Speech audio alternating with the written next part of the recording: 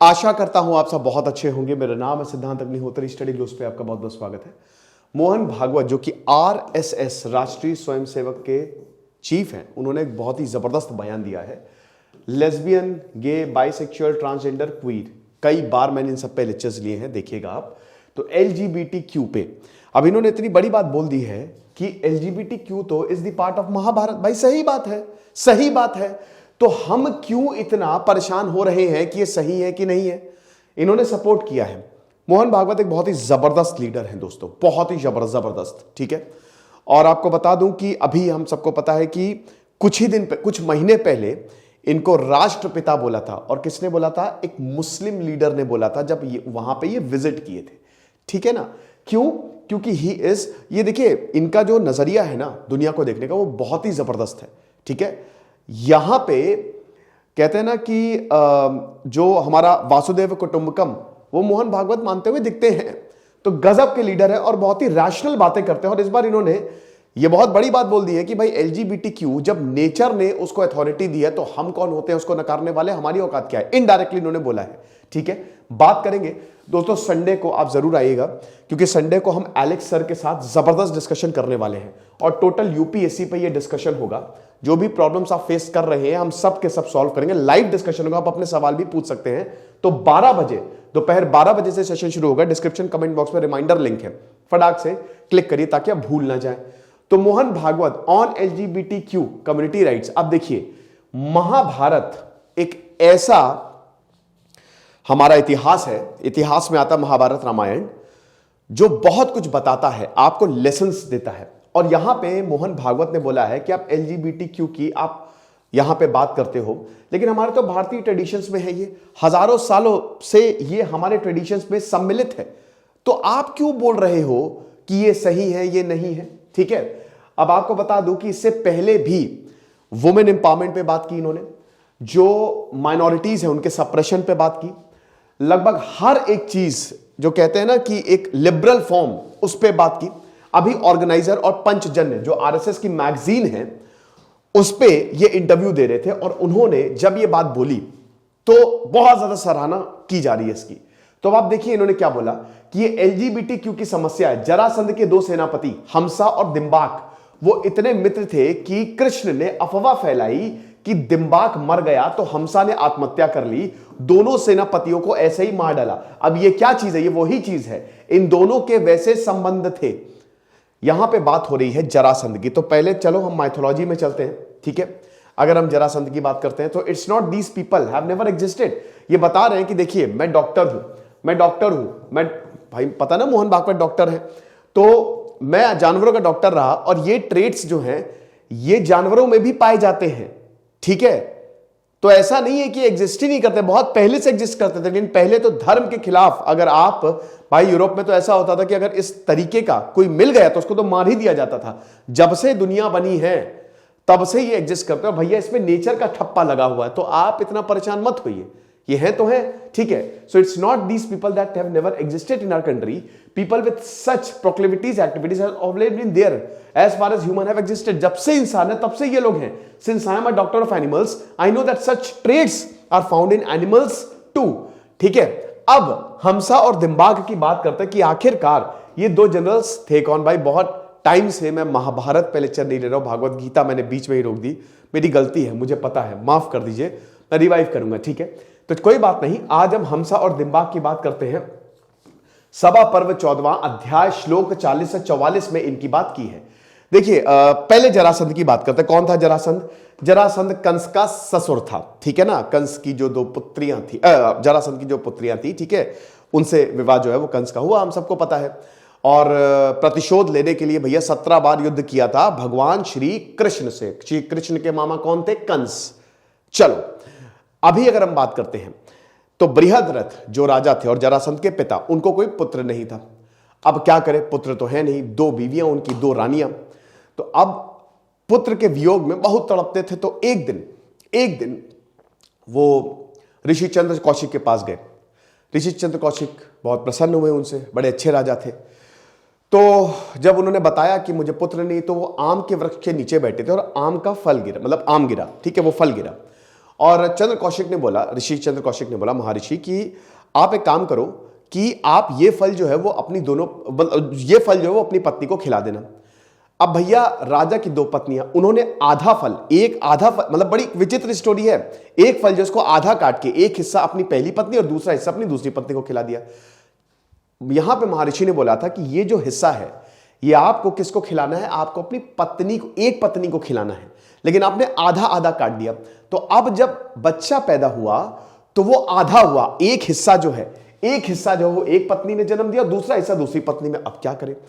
अब वही महल में जरा नाम की राक्षसी थी, ठीक है, वो आई और उस जरा नाम की राक्षसी ने क्या किया, इन दोनों हिस्सों को जोड़ दिया, जुड़ गए। तो जरा, अब जैसे ही दोनों हिस्से जुड़े तो बच्चा रोने लगा, दोनों रानियां आ गई, राजा आ गए, राजा बड़े खुश, अरे मेरा बच्चा तो जी गया, क्या बात है, किसने किया? ये जरा नाम की राक्षसी ने किया। तो भैया उन दोनों हिस्सों की संधि कर दी, किसने की थी? जरा नाम की राक्षसी, तो इसीलिए नाम पड़ गया जरासंध। अब भैया देखो, जरासंध तो थोड़ी राक्षसी प्रवृत्ति का तो था ही, है ना, लेकिन बहुत ही ताकतवर था। जरासंध को हराना लगभग नामुमकिन था। आपको बता दूं कि भगवान श्री कृष्ण को खुद टक्कर लेनी पड़ी थी। खैर भगवान तो श्री कृष्ण थे। 17 बार आक्रमण किया था जरासंध ने। आपको बता दो कि चक्रवर्ती सम्राट बनने के लिए उसने 100 राजाओं को मारने का प्रण लिया था। और आपको बता दो कि इसका जो जनरल था वो था शिशुपाल, वही शिशुपाल जिसने भगवान श्री कृष्ण को 99 गालियां दी थी भरी सभा में। 100वीं गाली पे श्री कृष्ण ने वध कर दिया था, सर उड़ा दिया था, ठीक है ना। तो ये हिसाब किताब था। अब बड़ा ताकतवर, 17 बार इसने मथुरा को प्रतिशोध की आग में जल रहा कि अरे हमारे कंस के साथ ऐसा, हमारे ससुर जी के साथ मतलब हमारे उनके साथ दामाद के साथ ऐसा कैसे कर दिया। तो प्रतिशोध की आग में 17 बार मथुरा को घेरा, 17 बार हारा। भाई भगवान श्री कृष्ण तो कृष्ण है। अब भगवान भी बोले कि यार बहुत हो गया, अब इनको मारना ही पड़ेगा। तो एक बार क्या हुआ कि भगवान श्री कृष्ण जो हैं वो भीम के साथ, भाई भीम लंबे, क्या ही बताएं, तो पवन पुत्र भीम के साथ गए, किसके पास? जरासंध के पास। ब्राह्मण का वेश धर के गए और युद्ध के लिए उनको आमंत्रित किया। अब जरासंध जो है वो मल्ल युद्ध का बड़ा प्रेमी था, बहुत। आपको बता दो कि उसके, अच्छा एक तो मैं, राजा मगध का था, ये मगध का राजा था ये, ठीक है। आज का जो बिहार है ना, मगध का राजा, और उस समय मगध सबसे शक्तिशाली राज्य था, सबसे शक्तिशाली। सब कुछ, पूरी उत्तर दिशाओं में सब कुछ जरासंध ने जीत लिया था। इसका प्रकोप ऐसा था कि लोग, जो राजा थे, वो नाम सुनते ही थर थर कांपने लगते थे। यह हिसाब किताब था। तो अब क्या हुआ कि श्री कृष्ण ने बोला कि इसका तो कुछ करना पड़ेगा। तो श्री कृष्ण जो है वो भीम के साथ गए। अब भीम और श्री कृष्ण ने ब्राह्मण का वेश धर के गए और जरासंध को ललकारा कि आ जाओ लड़ लो। बहुत सारे अखाड़े थे क्योंकि ये मल्ल युद्ध का बड़ा प्रेमी था। जरासंध आया और समझ गया कि कोई ब्राह्मण नहीं है ये भैया बड़े योद्धा हैं। तब भैया श्री कृष्ण ने बताया और उसके बाद भीम और जरासंध की लड़ाई हुई। 13 दिन तक ये लड़ाई चलती है। अब जब भीम थक गए, क्योंकि भीम तो भीम है, उन्होंने बार बार वो हराते, 2 टुकड़ों में उखाड़ते, लेकिन दोनों टुकड़े बार बार जुड़ जाते। तो भीम 13वें दिन एकदम थक गए। तब श्री कृष्ण ने एक तिनका लिया और उसको उखाड़ के 2 ऑपोजिट डायरेक्शन में फेंका। तब समझ गया कि अच्छा, सेम डायरेक्शन में नहीं, एक को इधर फेंको, एक को इधर फेंको, ऑपोजिट डायरेक्शन में फेंको, कभी जुड़ ही नहीं पाएंगे। तो 14वें दिन इस तरीके से जरासंध को जब भीम ने बीच से फाड़ के ऑपोजिट डायरेक्शन, विपरीत दिशा में फेंका, तब जाके जरासंध का वध हुआ। और उसके बाद भैया फिर हम सबको पता कि युधिष्ठिर, जो राजसूय यज्ञ हुआ, युधिष्ठिर राजा बने, चक्रवर्ती सम्राट तो युधिष्ठिर बने। और उसके बाद जरासंध के जो बेटा था, सहदेव नाम था शायद, आप थोड़ा चेक कर लीजिएगा, उसको जो है मगध का राजा बना दिया। और उसके बाद यहां से कहानी खत्म हुई। अब इसके तो 2 जनरल थे, हमसा और दिम्बाग, जिसकी बात मोहन भागवत कर रहे हैं। इनका नाम बड़ा इंपॉर्टेंट है। हमसा और दिम्बाग के पिताजी ने भी भगवान शिव, अब भगवान शिव तो भोले हैं, उनसे प्रार्थना की। अब आप समझिए कि वो प्रार्थना सफल हुई, वो तपस्या सफल हुई और हमसा और दिम्बाग का जन्म होता है। अब ये दोनों जनरल्स थे जरासंध के और बहुत ही ज्यादा ताकतवर थे, बहुत ही ज्यादा। अब यहां पे इनको भी ये वरदान था कि they could not be killed by any weapon, कोई भी शस्त्र इनको नहीं मार सकता। अब आपको बता दूं कि भगवान श्री कृष्ण नीति तो कमाल की है। अब कृष्ण को पता था कि अगर हमसा को मार दो तो दिम्बाग मर जाएगा, दिम्बाग को मार दो तो हमसा मर जाएगा, ठीक है।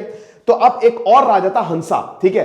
अगेन जैसा अश्वत्थामा में हुआ था ना कि अश्वत्थामा मर गया लेकिन हाथी, वैसे ही यहां पे चाल चली श्री कृष्ण ने, र्यूमर फैला दी, मरा हंसा था जो राजा, र्यूमर फैला दी, हंसा मर गया। और जब हंसा मरा तो भैया दिम्बाक ने बोला कि मेरा प्रेमी मर गया, मेरा साथी मर गया, तो मैं कैसे जिंदा रह सकता हूं, तो दिम्बाक ने आत्महत्या कर ली थी और हंसा को फिर भगवान श्री कृष्ण ने मार दिया था।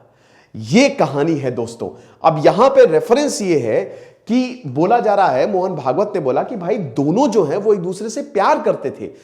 अब महाभारत में आप देख सकते हैं ये उल्लेख है, पूरा का पूरा लिखा है। हालांकि कुछ जगह आपको यह भी मिलेगा कि देवर ब्रदर्स, दोनों प्यार बहुत ज्यादा करते थे, लेकिन दोनों प्रेमी वैसे नहीं थे, दोनों भाई थे। बट मोहन भागवत ने उस कंटेक्स्ट में, प्रेमी के कंटेक्स्ट में इन दोनों को यूज किया। ठीक है। अच्छा, जीता मित्र दास जो कि इस्कॉन में पढ़ाते हैं, वो बताते थे कि कृष्ण टॉक्स अबाउट ब्रदर्स हंसा, तो वहां पे भाई के रेफरेंस में बात हुई यहां पे, जो कि राजा ब्रह्मदत्त के बेटे थे। ठीक है। तो ये बोला मोहन भागवत ने। फिर मोहन भागवत ने यह भी बोला कि आप ये देखिए, आप ट्रांसजेंडर की बात करते हैं, लेकिन अभी जो हमारे 13 महामंडलेश्वर हैं, ठीक है, आपको बता दूं जो ट्रांसजेंडर कम्युनिटी है उनका खुद का एक महामंडलेश्वर है, उनकी खुद की डेटी है। भाई उनको एक्सेप्टेंस मिल रहा है और मिलना चाहिए, क्यों नहीं मिलना चाहिए। ठीक है। इस बार कुंभ में हम सबको पता है कि जो ट्रांसजेंडर अखाड़ा था, जो किन्नर अखाड़ा था, वो भी शोकेस हुआ है ना। तो यही मोहन भागवत ने साफ साफ बोल दिया है कि भले ही यहां पे कितना भी बात विवाद हो, लेकिन हम इस बात को डिनाई नहीं कर सकते कि जब से इंसान है तब से LGBTQ भी है। तो आई होप ये लेक्चर आपको समझ में आएगा। फिलहाल LGBTQ भारत में लीगलाइज नहीं है, सेम सेक्स जो है वो शादी नहीं कर सकता। जैसे सिद्धांत अग्निहोत्री साइनिंग ऑफ।